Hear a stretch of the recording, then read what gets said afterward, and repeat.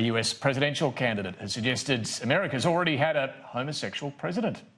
Pete Buttigieg is openly gay and is hoping to become the first openly gay commander-in-chief. But he and the other Democratic Party contenders still trail the former Vice President Joe Biden.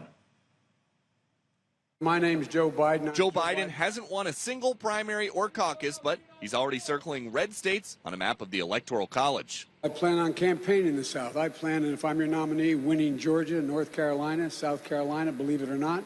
And I believe we can win Texas and Florida if you look at the polling data now.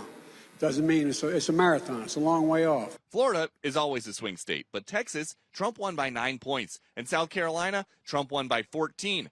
Biden's lead over other Democrats has been steady for months as Bernie Sanders struggles, down 10 points since March. Well, I explained it in the sense that polls go up and polls go down. But the other part of the poll, if I heard you correctly, Chris, is that I am beating President Trump fairly decisively, which is consistent with all of the polling that I have seen.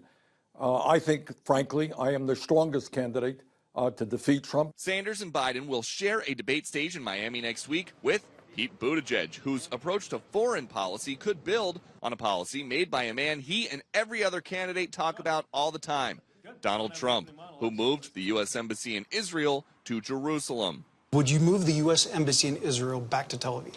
I think what's done is done. Buttigieg would be the first openly gay presidential nominee in American history. But that's the key word for him, openly. You believe that we've had a gay commander-in-chief? I mean, statistically, it's almost certain.